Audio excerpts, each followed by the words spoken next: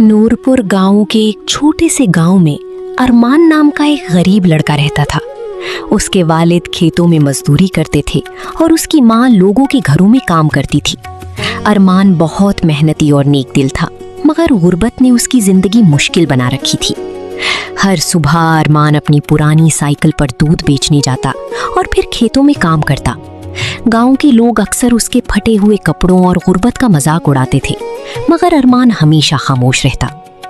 एक दिन शहर से एक अमीर खानदान गांव में आया।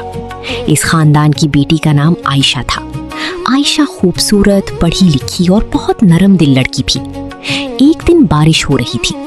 आयशा ने देखा कि अरमान एक बूढ़ी औरत को अपनी साइकिल पर बिठाकर उसके घर छोड़ने जा रहा है।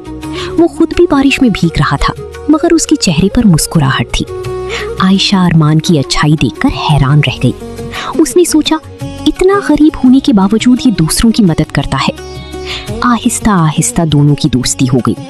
आयशा को मालूम हुआ कि अरमान पढ़ाई में बहुत जहानत रखता था, लेकिन गुर्बत की वजह से उसने स्कूल छोड़ दिया था। एक दिन आयशा अरमान के घर गई। मिट्टी का छोटा सा घर, टूटी चारपाई और खाली बर्तन देखकर उसकी आंखों में आंसू आ गए। आयशा ने अरमान से कहा, गुर्बत इंसान की किस्मत नहीं होती। अगर इंसान मेहनत करे और उसे सही मौका मिल जाए तो वो अपनी जिंदगी बदल सकता है। आयशा ने अरमान की पढ़ाई दोबारा शुरू करवाई, उसे किताबें खरीद कर दी, एक मोबाइल दिया और ऑनलाइन क्लासेस में दाखिला भी दिलवाया। अरमान दिन रात मेहनत करने लगा। जो लोग पहले उसका मजाक उड़ाते थे, अब उसकी तारीफ करने लगी। 2 साल बाद अरमान ने सरकारी नौकरी का इम्तिहान पास कर लिया। पूरा नूरपुर गांव खुशी से झूम उठा। एक दिन गांव के चौक में अरमान ने सबके सामने कहा, अगर आयशा मेरा हौसला ना बढ़ाती तो शायद मैं कभी अपने ख्वाब पूरे ना कर पाता।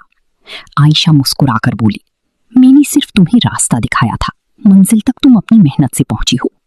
उस दिन गांव के लोगों को समझ आ गया कि इंसान की असल पहचान उसके पैसे या कपड़ों से नहीं, बल्कि उसके किरदार और मेहनत से होती है।